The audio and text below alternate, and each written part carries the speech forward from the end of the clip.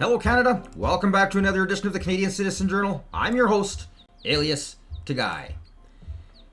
Well, we're gonna go over Danielle Smith's speech here today. It was remarkable. We're gonna dabble on a few other things, like the fact that the Diddy sex trafficking trial is getting to take place, and there's been a few names that have been mentioned. Now, nothing necessarily to say that they did wrongdoing, but the fact that they've been named has definitely stirred a fair amount of controversy, and that would be Mr. Elbows Up Mike Myers as one of them. We're also going to deal with Trump's speech that he gave, a little bit of a presser, I should say, not a speech. We got a few other things we're going to touch down on, censorship, and Canada dropped 7 points in the Freedom of the Press Index, and the reasoning behind it is exactly what us independents have been warning Canada about for years. Well, for myself, 4 months since I started this channel, but definitely been screaming it out loud to everybody I know for a long time. And then we got a few other things we're going to dabble on. First, let's just touch off on this whole Michael Myers involved with the Diddy trafficking issue. Scary times. Elbows up, Canadians. Elbows up. Right. So, troubled A-listers dragged into Diddy trafficking trial during dramatic jury selection. Potential jurors of the trial of Sean Diddy Combs have been asked their views on controversial rapper Kanye West. West was dragged into the case when a potential juror said they recognized his name from a list of people who may come up in the trial. The man, a scientist in his 40s, said that nothing he knew about West would affect his ability to be impartial. West was one of several celebrities who came up in Manhattan federal court on Monday as juror selection began in Diddy's trafficking and racketeering case. The rapper has recently defended Diddy, sharing controversial posts and claiming that the two released clothing collaboration together earlier this year. It comes as comedian Mike Myers and actor Michael B. Jordan were also in a list of names handed to jurors. Their relevance to the case is unclear. Now, this goes on and on. There's a fair amount to it. It's an interesting little article. As always, I post everything in my description. I'm one of the rare people who actually not afraid to show my homework. I'm here to speak the truth. Nothing but the facts. Don't mind the chirping. Today is imprint day, so I figured I would give you a peek. We do this with all of our animals here. Come on, come say hi. Come on, come say hi. Oh. Just poke your head out. Come say hi.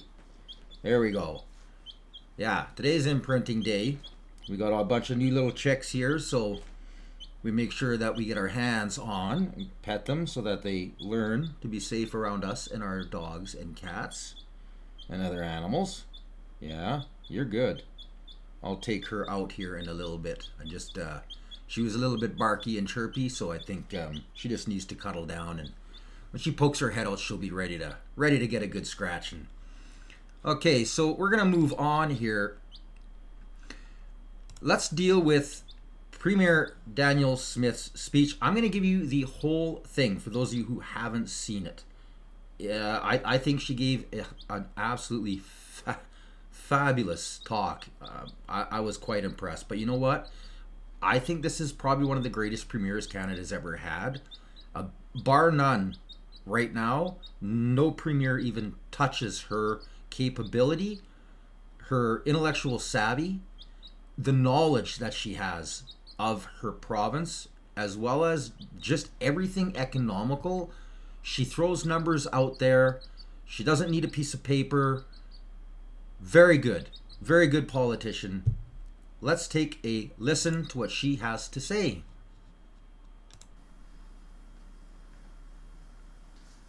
My fellow Albertans, today I wish to speak to you about the future of Alberta and Canada. Albertans have always been loyal, proud, and generous Canadians. We love Canada. We have fought wars and died defending Canada. We've opened our doors wide for millions of our fellow Canadians searching for opportunity. many of whom stay and become Albertan, and many who return home to their native province. All have been welcomed with open arms. Our province has contributed hundreds of billions of dollars more to the federal treasury for use in other parts of the country than will ever receive back in benefits. We have allowed this to occur because, quite frankly, we know how blessed our province is with an endowment of natural resources that no other country on earth possesses. And we want all of our friends, families, and fellow Canadians across the country to benefit from it. We don't ask for special treatment or handouts. We just want to be free to develop and export that incredible wealth of resources we have for the benefit of our families and future generations. Free to pursue opportunities with the ideals of entrepreneurship, hard work, and innovation that have become synonymous with the name of our province. Freedom to choose how best to provide healthcare, education, and other needed social services to our people, even if it's done differently than what Ottawa has in mind. Strong and free is more than just our provincial motto. It represents who we are and how we want to live as a people. And that is why Albertans are so frustrated with the direction of our country.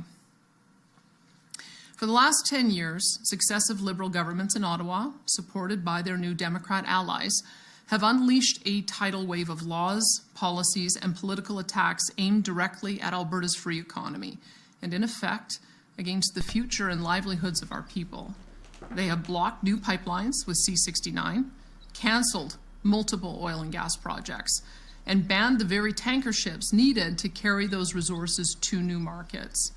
They have stacked an oil and gas production cap on top of a crippling industrial carbon tax, making new energy and agricultural projects economically impossible to pursue without massive subsidies from governments, which Ottawa has failed to provide and which our taxpayers cannot afford. This onslaught of anti-energy, anti-agriculture, and anti-resource development policies have scared away global investments to the tune of $500 billion, driving those investments and jobs out of Alberta and Canada to much more attractive investment climates in the United States, Asia, and the Middle East. Having traveled much of the world these past few years, it is evident that Canada is not viewed as an attractive place to invest in resource development, manufacturing, or agriculture because of our high carbon taxes, endless red tape, and the uncertainty and chaos brought about by these and other federal government policies. As a result, Canada has fallen to dead last in economic growth among industrialized nations. The world looks at us like we've lost our minds. We have the most abundant and accessible natural resources of any country on earth, and yet we landlock them, sell what we do produce to a single customer to the south of us, while enabling polluting dictatorships to eat our lunch. For Albertans, these attacks on our province by our own federal government have become unbearable. As I said, these policies have cost Albertans roughly $500 billion in investment, and that loss is growing daily. It has and will continue to cost hundreds of thousands of jobs, robbing countless Albertans and other Canadians of their means of providing for their families. It has cost us a decade of opportunities and tens of billions in lost royalties that could have been invested in the health, education, infrastructure, and social services Albertans and Canadians need. And what's worse, Ottawa continues onward with more destructive policies. They have imposed net zero mandates on our natural gas-based power grid, causing investment in reliable generation from natural gas to flee, thereby endangering the future stability of our power grid and risking future blackouts and spikes in electricity costs for Alberta families and businesses. They have attacked our food producers with methane taxes, onerous regulations on fertilizer, electric vehicle mandates, and many other destructive policies that have hiked costs on our farmers and ranchers and driven billions of dollars of investment in agriculture elsewhere. They've interfered in provincial jurisdiction time and again, from taking over the regulation of plastics to mandating how we operate childcare, healthcare, and dental care, to harassing law-abiding firearms owners, to dozens of other examples of unconstitutional interference. And of course, Alberta has fought back. We always have and always will. We passed the Sovereignty Within a United Canada Act and have invoked it twice to protect Albertans as best we can from the effects of the net zero electricity regulations and the energy production cap.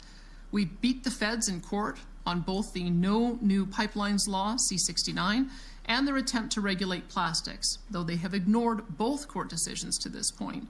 And we have just announced a court challenge on the net zero electricity regulations and are further preparing to also challenge the energy production cap. We continue to do all in our power to counteract Ottawa's chill on investment in energy, agriculture, and our other job sectors through various tax cuts and incentive programs, which greatly strain the provincial budget. We have fought these attacks from Ottawa furiously and have won some important battles, but the lost opportunities, jobs, and futures of so many Albertans are costly and demoralizing, as are the growing number of Eastern politicians who choose to openly demonize and target Alberta for political gain. That is why a large majority of Albertans are so deeply frustrated with the results of last week's federal election. It's not that our preferred candidate and party lost. That happens in a democracy. It's that the same Liberal government with almost all the same ministers responsible for our nation's inflation, housing, crime, and budget crisis, and that oversaw the attack on our provincial economy for the past 10 years, have been returned to power. Now, as we all know, one thing has changed. We have a new Prime Minister. And I will say that in my first conversation with him since the election, he had some promising things to say about changing the direction of his government's anti-resource policies. However, Albertans are more of a actions speak louder than words kind of people. So while I will in good faith work with Prime Minister Mark Carney on unwinding the mountain of destructive legislation and policies that have ravaged our provincial and national economies this past decade, until I see tangible proof of real change, Alberta will be taking steps to better protect ourselves from Ottawa. As a start, I will soon appoint a special negotiating team to represent our province in negotiations with the federal government on the following reforms requested by our province. We hope this will result in a binding agreement that Albertans can have confidence in. Call it an Alberta Accord, if you will. First, Alberta requires guaranteed corridor and port access to tidewater off the Pacific, Arctic, and Atlantic coasts for the international export of Alberta oil, gas, critical minerals, and other resources in amounts supported by the free market rather than by the dictates and whims of Ottawa. Every province in the country, other than Alberta and Saskatchewan, have coastal port access, and no province needs it more given the size and value of our resources. This will benefit all Canadians to the tune of trillions of dollars of economic activity, including billions for First Nations partners. Second, the federal government must end all federal interference in the development of provincial resources by repealing the No New Pipelines Law, C-69, the oil tanker ban, the net zero electricity regulations, the oil and gas emissions cap, the net zero vehicle mandate, and any federal law or regulation that purports to regulate industrial carbon emissions, plastics, or the commercial free speech of energy companies.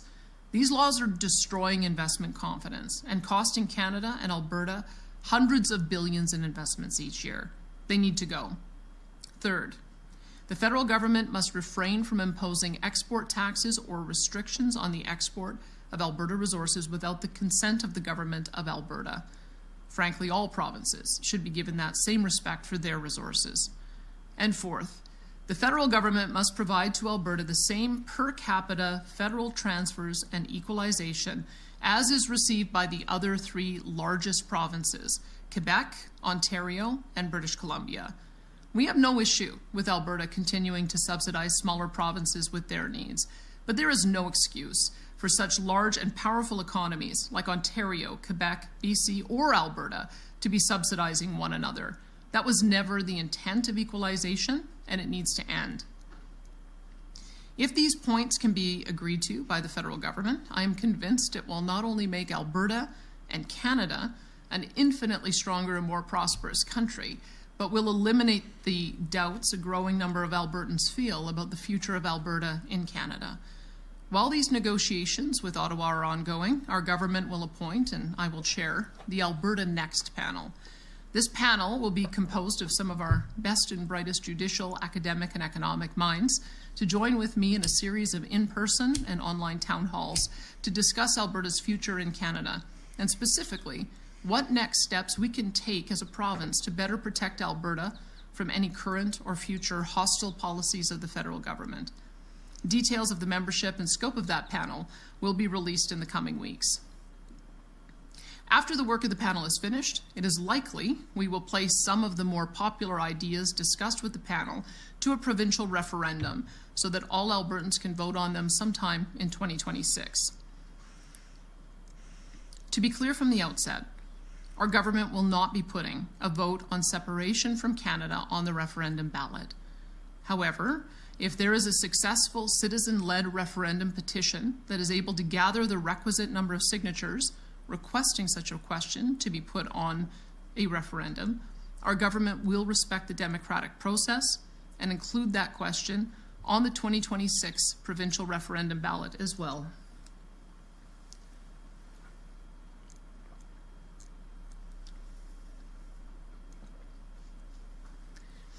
I also want to state unequivocally that as Premier, I'm entirely committed to protecting, upholding, and honoring the inherent rights of First Nations, Métis, and Inuit peoples. Therefore, any citizen-initiated referendum question must not violate the constitutional rights of First Nations, Métis, and Inuit peoples, and must uphold and honor Treaties 6, 7, and 8, should any referendum question ever pass. This is non-negotiable. Now let's talk about the elephant in the room, that being separation. We are well aware that there is a large and growing number of Albertans that have lost hope in Alberta having a free and prosperous future as a part of Canada. Many of these Albertans are organizing petitions to trigger a citizen-initiated referendum, as I mentioned earlier. The vast majority of these individuals are not fringe voices to be marginalized or vilified. They are loyal Albertans. They are quite literally our friends and neighbors who've just had enough of having their livelihoods and prosperity attacked by a hostile federal government. They're frustrated, and they have every reason to be. I want to talk directly to those Albertans. I know how frustrated so many of you have become with our country and the feeling of having politicians living thousands of miles away passing laws and rules that have cost you your loved ones, jobs, careers, dreams, and opportunities for a brighter future. As most Albertans know, I have repeatedly stated I do not support Alberta separating from Canada. I personally still have hope that there is a path forward for a strong and sovereign Alberta within a united Canada. And let me explain a few reasons why. First, Alberta already has and can continue to use the Alberta Sovereignty within a United Canada Act and other measures to fight through much of Ottawa's damaging interference and prosper in spite of it. We will also continue our successful battles against these unconstitutional and damaging policies in both the courts of law and public opinion. And there is more to be hopeful for. This past election demonstrated that attitudes across the country, especially among young people, are changing with respect to understanding the importance of free markets and the development of our natural resources. People are pushing back against government censorship and cancel culture. More and more Canadians understand that in order for Canada to play a role in ending conflict and poverty at home and abroad, our country must become strong again. And we can only do that by becoming an energy and economic superpower using the vast and unmatched energy, mineral resources, and fertile lands of our country. 85% of Canadians in this last election voted for the two leaders promising to turn Canada into an energy superpower and to build resource corridors, including for oil and gas, while only 13% voted for the fringe voices in the Socialist NDP and Bloc parties and their extremist leave-it-in-the-ground policies. Obviously, we have a ways to go, and it will take a lot of work to undo the damage caused by these last 10 years of Liberal NDP rule. But that clear change in public opinion gives me hope. I think it should give all Albertans hope. Now, none of us knows what the future holds should Ottawa, for whatever reason, continue to attack our province, as they have done over the last decade. Ultimately, that will be for Albertans to decide, and I will accept their judgment.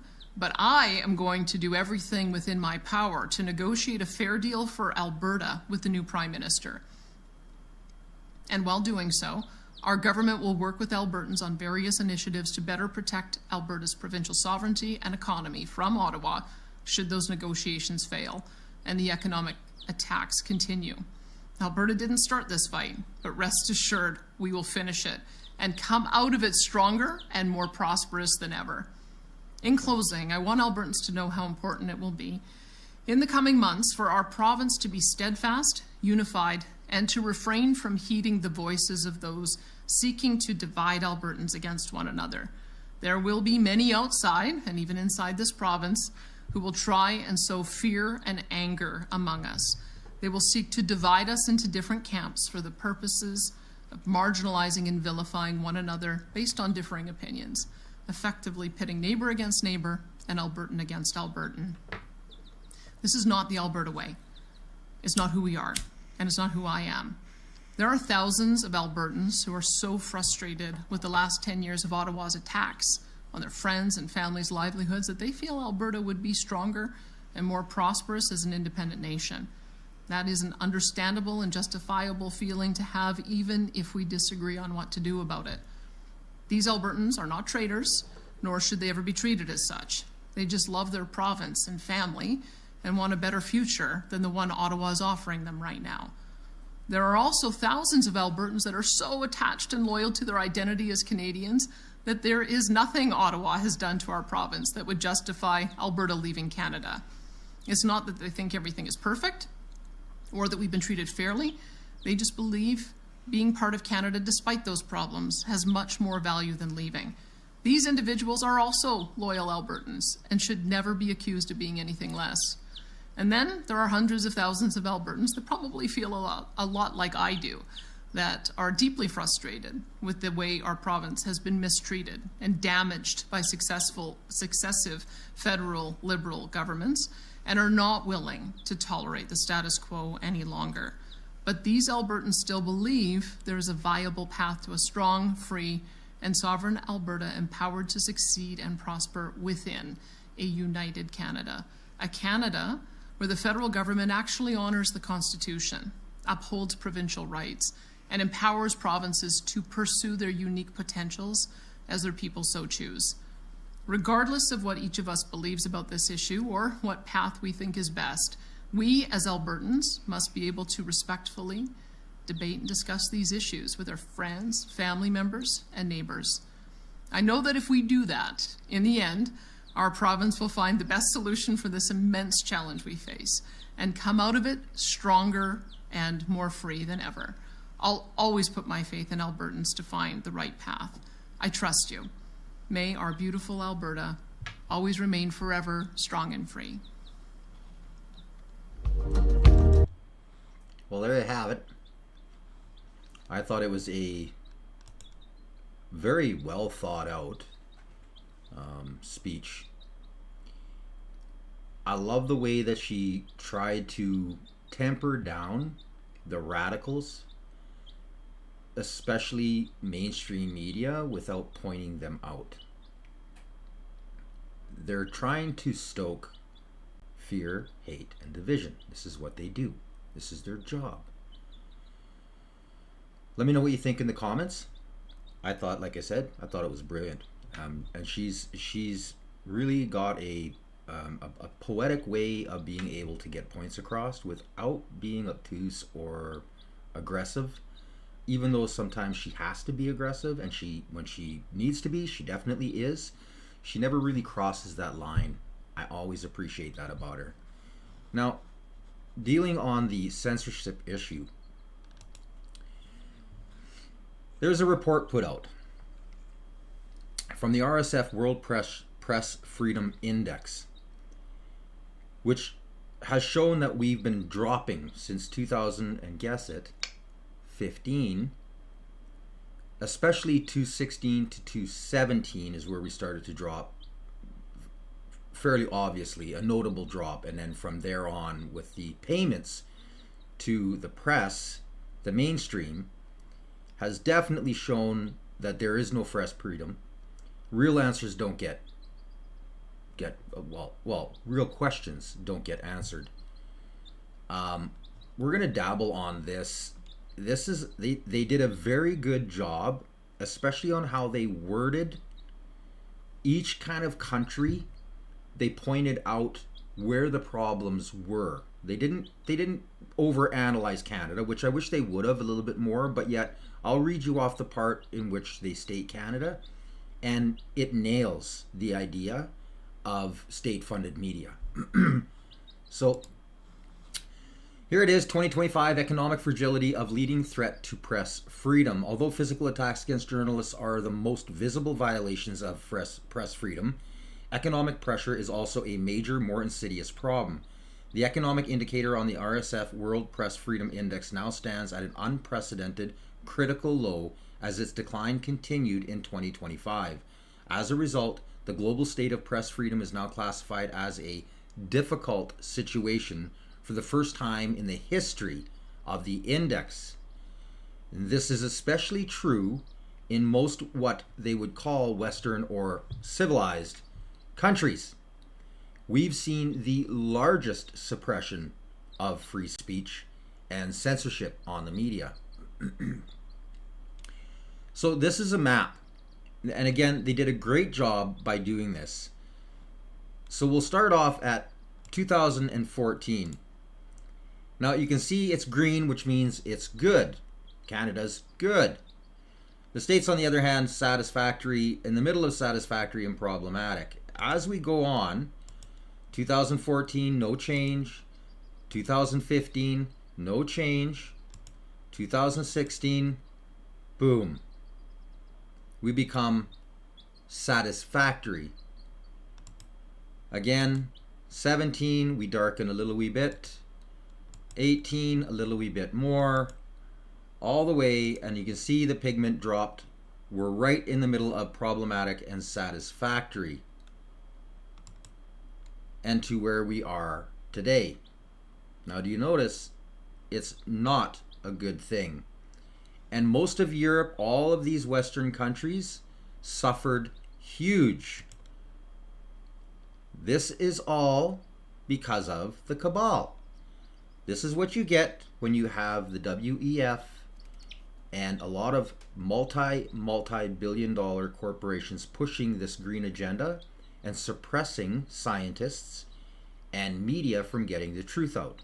So if you still think that carbon isn't the gas of life, you are tuned into the wrong channel. I suggest you shut it off because you're not getting the truth. We're going to scroll down here a little bit more where they actually list off Canada. And like I said, they nailed it very well in very few words to what our problem is. Hey, little buddy, you're getting comfortable now, aren't you? Sure you are. Okay.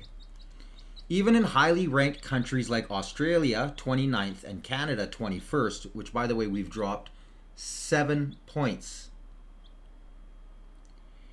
And Czechia, which is 10th. Hard to believe that Czechia is way above Canada. Scary. Media concentration is cause for concern. Now, it's the way they worded that, because that's exactly what's been going on. All that the CRTC allows out there are regulated. We have a regulated media. They only put out the narrative, which obviously, if you've been watching a lot of my previous episodes, which I urge, especially if you're a new viewer, check them out. I broke a lot of really good stories. I'm not afraid to touch on, well, subjects that I get suppressed for, and that's why my numbers go up and down as much as they do. I will obviously try to skip certain words or use a different word in its text sometimes, but for the most part, I'm here to just give you the facts. Sorry, just the facts. Now, there's a chart down here that you can actually see the drop-off, where we went from 89.01. This is 2014. We stayed plateaued to 2015, which is where Trudeau was screaming for the election that he was going to pay the media. Suddenly, they got very biased. And down we dropped from 89 to 84.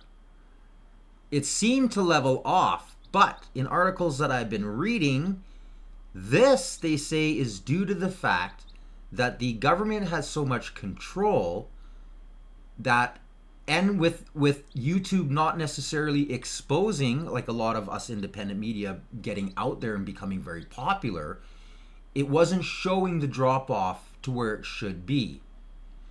Now there are a few other articles. They're not near graded as high as the RSF Reporters Without Borders are. So I take them with a grain of salt because there's definitely left and right leaning. But through the math and what they're kind of showing, I have to agree with a lot of the idea that even RSF is placing us fairly high. And I think that in the next year or two, once they start to actually coalesce the numbers between the independent press like myself and others, which I always try and promote, good independent media needs the same thing that I need. They need you to like, share, and subscribe in order for us to get out there so people have access to the truth.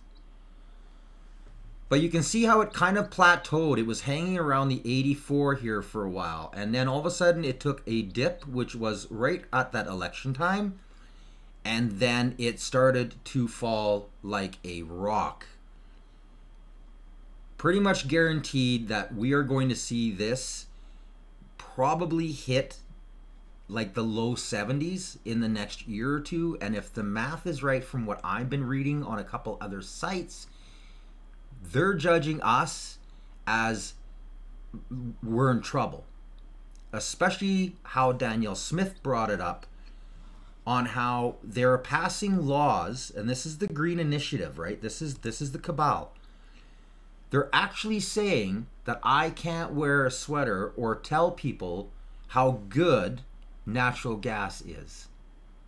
I can't tell you how good my combustion engine is. I can't promote anything that goes against their agenda. That's the goal. And if you remove that, all of a sudden it's very easy for them to pass their BS off, saying how carbon is for some reason hurting the planet. I'm sorry, obviously. I'm a rancher. I have animals. I have a huge garden. I have a greenhouse. I inject CO2 into my plants. It's the gas of life. And there is 16,000 scientists, which I am going to do a future episode on, that have been screaming, trying to tell the world, if your country is telling you CO2 is bad, your country is in dire straits. And the fact that they're teaching this in school is disgusting. We have way more things we need to be worried about, like flushing feces into rivers, lakes, streams, and the ocean. The garbage problem, the non-recycling problem, which again in Canada has been dropping like a rock because, as Danielle Smith noted, the ban on plastics and straws.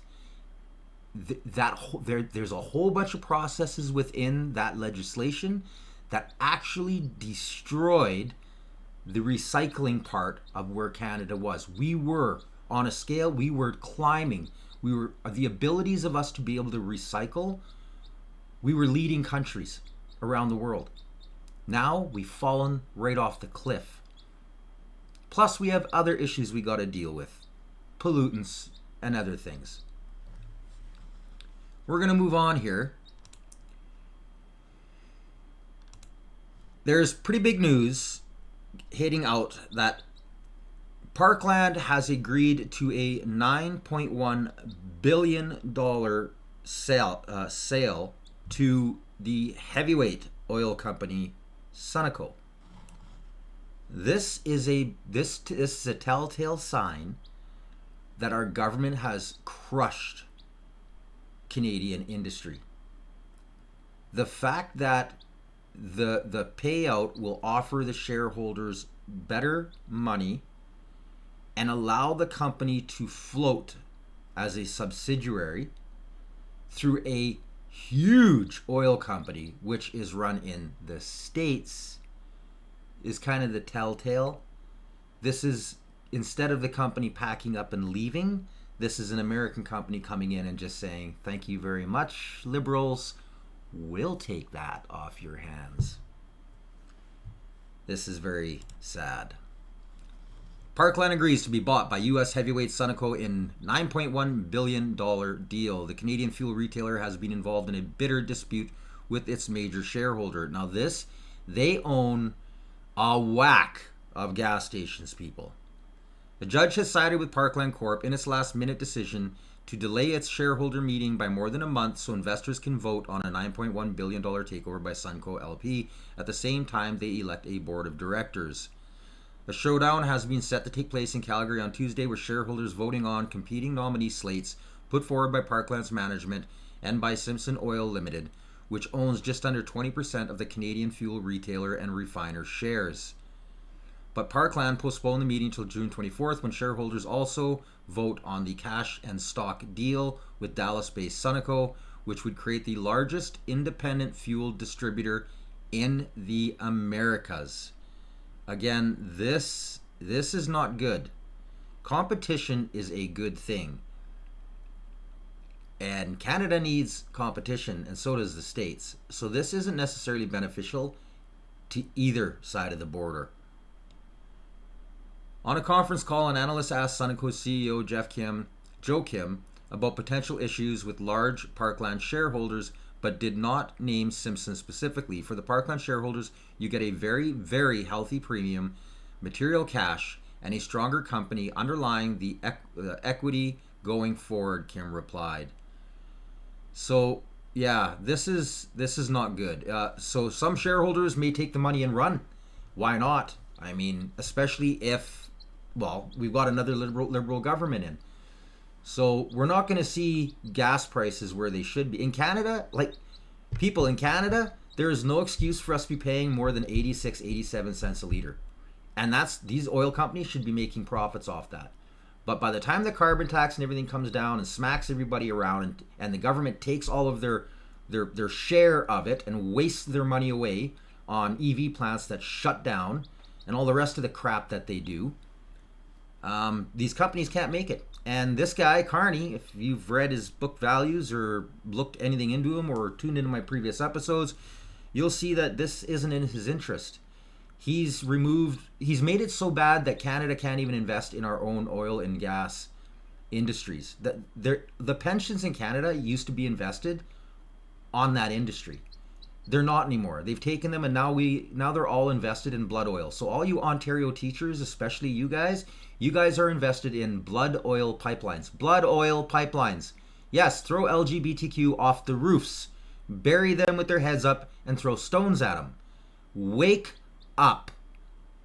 Canada should not be importing any oil and gas from any other nation. Period. Take that to the press. So, there's also a really nice graph here. This pretty much shows straight out the effect of ending the federal retail carbon tax on gasoline prices. Now, Quebec, suckers. That's the blue line. You never saw a difference because you guys got your little, whatever, cap and trade bullshit system in there, while you take huge dollars from Canadian oil and gas in equalization payments. What a bunch of, leeches. It's just horrible. Now the red line is the rest of Canada adjusted. And you can see the day that he took the carbon tax off, look at the drop in prices. It perfectly coheres itself to the fact that everything the Liberals have said was a lie. The big companies were not absorbing it. Canadians absorbed every single cent of it. So even for those of you who are a little bit lower income, that were getting some nicer checks and you were thinking, hey, this is doing good, you were losing big dollars. And guess what? It hits everybody. So the economy plummets. Those at the bottom do worse than they were before. You're the first ones affected. So don't think the free money is free money, because it's cost you more in the end.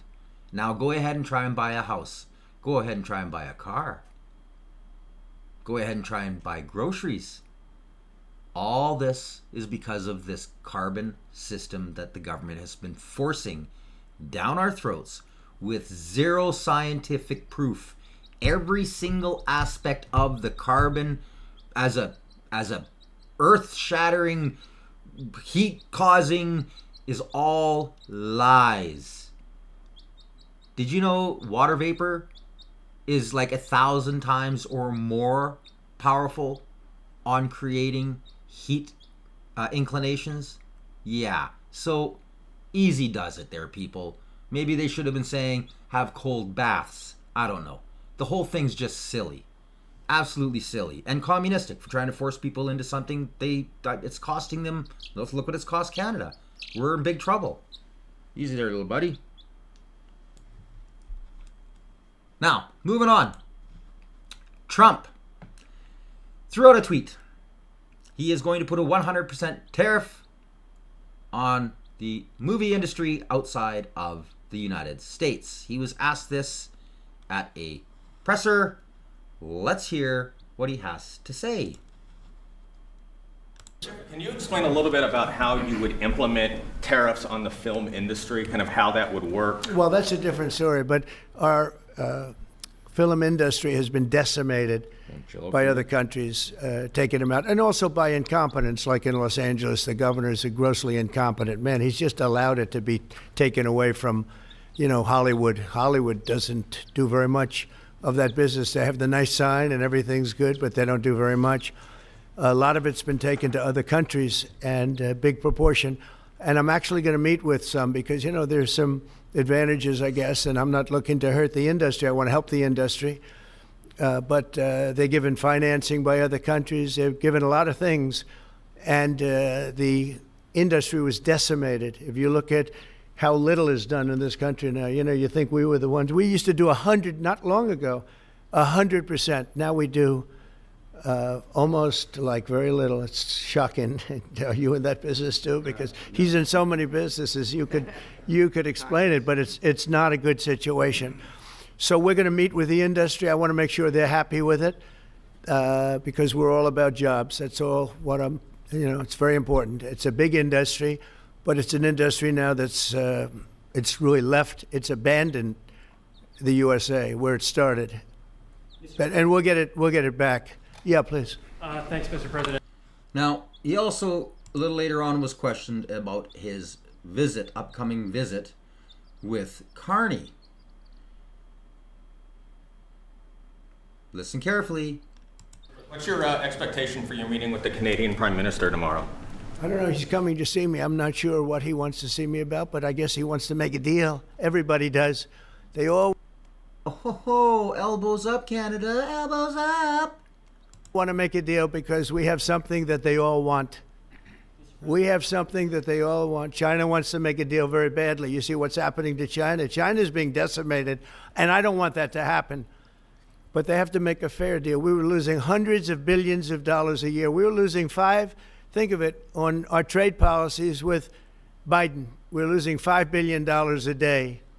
I think Josh, as a great businessman, would not let that happen too long, right? How many groups can lose $5 billion a day? If you lose $5 billion one day, that's the end of that company, right? You're fired. He says, you're fired. Get out of here. So we essentially did that, and we have it down to a very low number. We're doing really well, really well. Yeah. How did you? So, yeah. Quite the interesting way of putting. I guess he wants to come down and kiss the ring and make a deal. You coming back out again, buddy? You want out or not? Make up your mind. Now, more than likely, you didn't see. This is really interesting. CBC ran a little blip of it. So they found a whole bunch of different old antique everything from like cannons to machine guns. They discovered it during an amphitheater construction at the Vancouver's PNE grounds. This is quite fascinating. Thank you for coming. I hear more artifacts were found. We have indeed. So this is the captured German artillery piece that was found at the PNE on March 27th. These are German machine guns from the First World War. Wow. These were brought back to Vancouver as war trophies. These are called MG08-15s. So this is the portable version of the German machine gun. And you said I could pick one up? You absolutely can. Okay, let's do it. They're a little bit greasy, but we've done a good job trying to clean them. That's okay. So they're heavy, but they're not ridiculously heavy. And this is considered a portable one. Oh, wow. I'm just going to put this carefully back Yeah, here. they're heavy. It's okay. They are heavy. They were buried for 85 years. This So here you these said are- was a mystery. Buried for 85 years. They're a Right. complete mystery. Okay. So what happened, we don't know why precisely they were at the park, but this is a British/Canadian 9-pounder muzzle loader. It's a Mark II. This one is dated from 1875, and the other one's dated from 1874. They used to keep, you said earlier, the There would be ammunition shot and here. powder in there, and then obviously it's a muzzle loader, so it would be, they would put the powder in from this end and then put the shot in, and then there's a touch hole right here. So they're in remarkable condition, but we don't know precisely why they're in Vancouver. I know you said that you believe there's more buried in Hastings Park. Yes. Can you tell me more about that? Well, so we know that there was, all the captured guns came back to Vancouver. We know that there's 16 of them at one point. And we know that they were all at Hastings Park in 1933-34. And so we have a record of 5 being destroyed. It was reported in the newspaper. There's one that we've already found in that German gun behind you, which leaves 9, 10 guns, depending on what the original number was at the park. What are the next steps? The next step is I'm going to be doing a presentation for the PNE and try and convince them of the same thing that I'm convincing you. I think that it's a really exciting opportunity, and they're really excited as well. So we're going to go in probably with ground penetrating radar, but I have to get permission to do that first. Awesome. Well, thank you so much for... That's pretty incredible, eh? And like, look at the shape of these guns. That's just so impressive. Boy, they sure don't build them like they used to. Now, this is breaking news that came out from Blacklocks. The Trudeau government, the Carney government, because they're all the same, has been spending money on an outside company to literally spy on Canadians.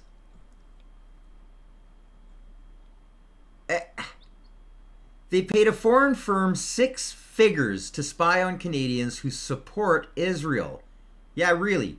This wasn't counterterrorism, it was political policing.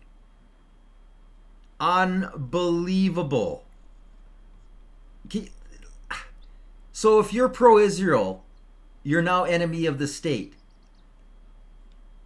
And Annie Lee does a great one here too, because the question is this stuff is super well organized. It would be nice if some of the journalists who lied about the trucker convoys spent some time figuring out who's funding these Palestinian protests. And there's a big one coming up here on March 13th. So, of course, Andy, go get him. Andy, she's incredible, by the way. If you don't know who she is, like, I'll post her link in the description. Follow her. She does amazing research. She's serious. Her reply, they won't do it, so I will. So I'm looking forward to see what she's going to dig up. Who is funding some of the massive grassroots Palestinian protests in Canada? They are planning on shutting down Ottawa tomorrow. I will tell you exactly who's organizing it and funding it. So, yeah, this was, of course, weeks ago. There's another one coming up. They're putting stickers and stuff all over the place, literally calling for the genocide of the Jews. I'm a history buff, so I'm seeing everything. And again, previous episode where I use Kitty, a Holocaust survivor, and her telling the telltale signs of what to watch out for to stop this from happening again. And I just line it up with all the acts of what the Trudeau Liberal government, the liberals, because because they're not Trudeau's. They all voted on it. They all agreed on it. It aligns exact to what they did prior to the Holocaust and the censorship of their citizens, which is where we're at now. And that's why you end up with stuff like this on the streets.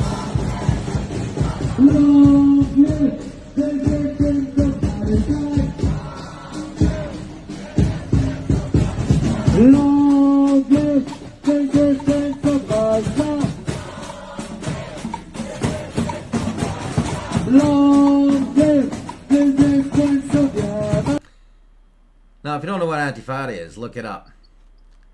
They're calling for the extermination of a race. And when they say from the river to the sea, it's another way of saying they want to genocide everybody from the river to the sea. So literally take Israel right off the map and remove every single living Jew. This is scary. But our media won't show you this, and they won't explain to you what the words are that they're using and how this is hate speech. There is laws. They should not be saying this. You are not allowed to do that. It's like me trying to tell somebody if I yelled out that I'm going to end their life, I could be charged for that. You just don't say that stuff. It's just un-Canadian. But what do you expect when you open up the floodgates and get rid of the vetting process and mass migrate people into your country? Montreal sure took a hit out of it, that's for sure. And you got people, incredible intellectuals that are fleeing the country, and Jews are fleeing Canada, literally fleeing in droves, running, scared, and I don't blame them, seeing what's going on in the streets. Now the media, of course, they're not showing you that. Instead, like today, they're showing you today and yesterday how they go get together in the Netherlands and how they're praising Canada for our contribution to the war. What they didn't show you was one of the largest scenes that actually happened there. Glasbach Minister Belkom Verstud Marco Kroon. So the guy who is actually grabbed this guy, this is Major Marco Kroon. He started, he before that protester could get his flag out, Major Kroon removed an anti-Israel protester trying to disrupt the Liberation Day speech by Minister Ruben Brekelmans in Wageningen. Now, this all happened, and Canada actually showed clips, and they cut this out. While they were showing the clips, there are Canadians there watching this go down with smiles on their face. And then they got to come home and see this crap. What they fought against. In the meantime, again, media, cut this out. They actually went around and edited it. So you're missing the disruption. This was the disruption. We'll play it out.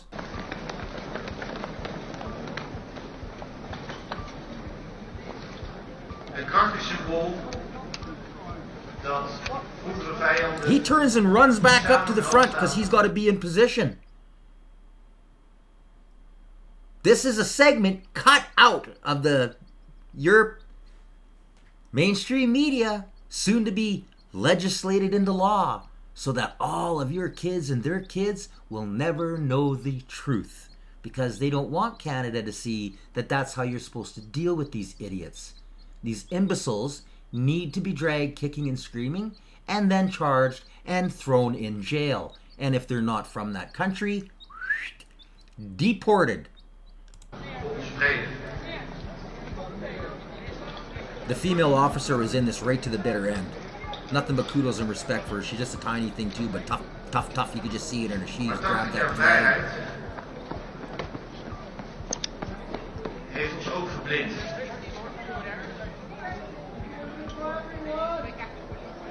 De mensen die oorlog en agressie in de ogen keken, zijn het steeds minder.